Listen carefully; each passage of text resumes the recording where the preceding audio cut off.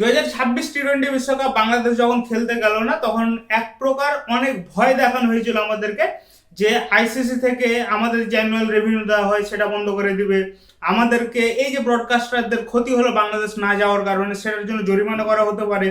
এমনকি 2028 যে টি-20 বিশ্বকাপ আছে, সেই 2028 টি-20 বিশ্বকাপে বাংলাদেশকে কোয়ালিফায়ার খেলে কোয়ালিফাই করতে হবে, তারপর বাংলাদেশ খেলতে পারবে। এটা এক প্রকার আমাদের জন্য লজ্জার ছিল। ভাই, আমরা এতদিন ধরে বিশ্বকাপ খেলে আসছি, বিশেষত টি-20 বিশ্বকাপ অল ক্রিকেট ইন্ট্রোডিউস হওয়ার পরে আমাদেরকে এই রিসেন্ট টাইমে কখনোই কোয়ালিফায়ার খেলতে হয়নি।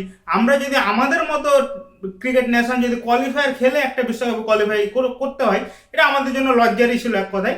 তারপরে এই সংখ্যার মেঘটা কেটে যায়। আইসিসি, বিসিবি এবং পিসিবি প্রেসিডেন্টের যে মিটিং ছিল, সেই মিটিংয়ে আমরা যে ফলাফলটা আইসিসির কাছ থেকে প্রেস রিলিজে পেয়েছি, সেখানে মোটামুটি বাংলাদেশের উপর থেকে সকল সংখ্যার মেঘ কাটিয়ে দেওয়া হয়। এটাও উল্লেখ করা হয় বাংলাদেশকে কোনো প্রকার আর্থিক জরিমানা দিতে হবে না, এবং বাংলাদেশের যে অ্যানুয়াল রেভিনিউ সেটা তো কমানো হবে না, উল্টে আরো বাড়ানোর কিছুটা চেষ্টা করছে তারা। প্লাস হচ্ছে বাংলাদেশকে পুরস্কার স্বরূপ একটা আইসিসির মেগা ইভেন্ট দেওয়ার একটা আলোচনা চলছে। এগুলো তো আমরা শুনেছিলাম, কিন্তু একটা সংখ্যার মেঘ এখনো কাটেনি, সেটা হচ্ছে বাংলাদেশকে যদি কোয়ালিফায়ার খেলে কোয়ালিফাই করতে হয়। এটা তো আইসিসির হাতে নেই। র্যাঙ্কিং অনুযায়ী যে টিমের যে অবস্থা হবে সেটা আমাদেরকে মেনে নিতে হইতো।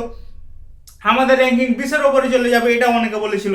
কিন্তু আইসিসির কিছুক্ষণ আগের একটা প্রেস রিলিজ পুরো ঘটনাটার একটা ব্যাখ্যা দিয়ে দিয়েছে, এবং যেটা বাংলাদেশের পক্ষে। সেটা হচ্ছে বাংলাদেশ 2028 যে টি-20 বিশ্বকাপ অস্ট্রেলিয়া এবং নিউজিল্যান্ডে অনুষ্ঠিত হবে, সেই বিশ্বকাপে কোনো রকম কোয়ালিফায়ার খেলা ছাড়াই বাংলাদেশ ওই বিশ্বকাপে অংশগ্রহণ করবে। এবং এটা কিভাবে একটু বুঝিয়ে বলি। এবারের টি-20 বিশ্বকাপ যেটা চলছে 2026, এই টি-20 বিশ্বকাপের সুপার 8-এ যারা উঠেছে, যে 8টা দল, তারা সরাসরি ওই ওয়ার্ল্ড কাপে কোয়ালিফাই করবে। যেহেতু এবারের সুপার 8-এ বা টপ 8 টিমের মধ্যে অস্ট্রেলিয়া নাই, কিন্তু অস্ট্রেলিয়া আবার ওই বিশ্বকাপের হোস্ট। নিউজিল্যান্ড এবং অস্ট্রেলিয়া দুইটা দেশ মিলে ওই বিশ্বকাপটা আয়োজন করবে। যেহেতু অস্ট্রেলিয়া ওই বিশ্বকাপের হোস্ট, সেহেতু অস্ট্রেলিয়া তো অটোমেটিক কোয়ালিফাই করবে। সেহেতু এই সুপার 8-এর 8টা টিম প্লাস অস্ট্রেলিয়া 9টা টিম সরাসরি চলে গেল 2028 টি-20 বিশ্বকাপে।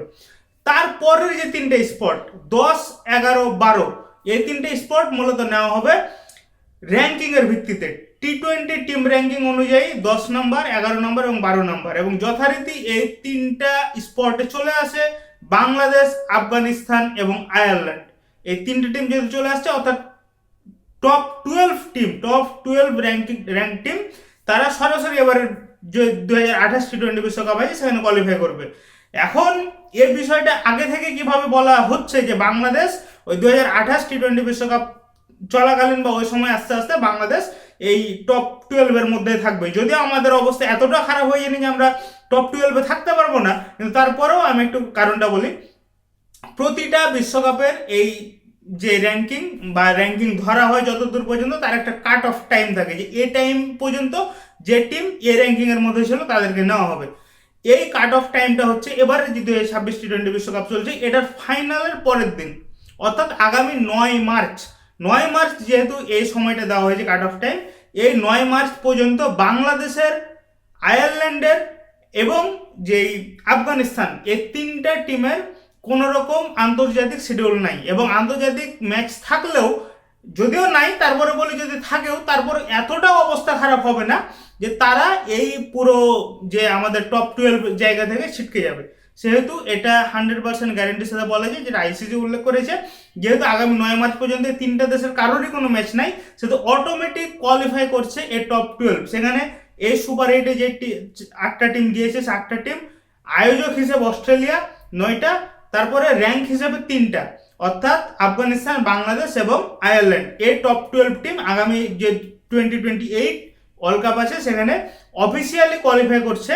এবং বাকি যে 8টা মেম্বার, অর্থাৎ 20টা সদস্য দেশ নিয়েই তো আইসিসি এই বিশ্বকাপটা আয়োজন করবে, বাকি যে 8টা মেম্বার তাদেরকে রিজিওনাল কোয়ালিফায়ার যেটা হয়, আঞ্চলিক যে কোয়ালিফায়ার ম্যাচগুলো হবে, সে আঞ্চলিক কোয়ালিফায়ার থেকেই তারা উঠে আসতে হবে। এশিয়ান কোয়ালিফায়ার আছে, আফ্রিকান কোয়ালিফায়ার আছে, এই ম্যাচগুলো তাদেরকে খেলে ওই যে টিম চ্যাম্পিয়ন বা রানার্স আপ, ওখান থেকে দুইটা করে নিয়ে 4টা রিজনের টোটাল হয়তো বা যেই কোয়ালিফায়ার ম্যাচ হবে, 4টা রিজন থেকে দুইটা করে 8টা টিমকে নেওয়া হবে। এভাবে টোটাল 20টা টিমে আগামী 2028 যে টি-20 বিশ্বকাপ আছে, যেটার হোস্ট হচ্ছে অস্ট্রেলিয়া এবং নিউজিল্যান্ড, সেই বিশ্বকাপে আয়োজন করা হবে। সেহেতু এই মুহূর্ত পর্যন্ত যতগুলো সংখ্যা ছিল, যা সংখ্যা ছিল যে বাংলাদেশকে কোয়ালিফায়ার খেলতে হবে, বাংলাদেশ আগামী বিশ্বকাপ খেলতে পারবে না, বাংলাদেশকে শুধুমাত্র জিম্বাবুয়ের সাথে ম্যাচ খেলতে হবে, ভাই এসব কিচ্ছু হচ্ছে না।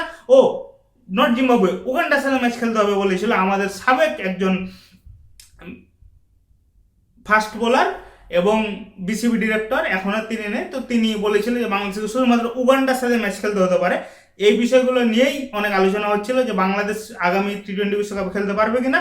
আইসিসির প্রেস রিলিজ এটা ক্লিয়ার করে দিয়েছে, বাংলাদেশ সহ টপ 12 র্যাঙ্ক টিম আগামী টি-20 বিশ্বকাপে অফিসিয়ালি কোয়ালিফাই করছে কোনো রকম কোনো কোয়ালিফায়ার খেলা ছাড়া। বাকি 8টা টিম কোয়ালিফায়ার খেলবে এবং বাংলাদেশের অবস্থা আলহামদুলিল্লাহ এতটাও খারাপ হয়ে যায়নি যে আমাদেরকে কোয়ালিফায়ার খেলে একটা বিশ্বকাপ আবার টি-20 বিশ্বকাপের মতো আসরে আমাদের কোয়ালিফাই করতে হবে। বাংলাদেশের জন্য শুভকামনা।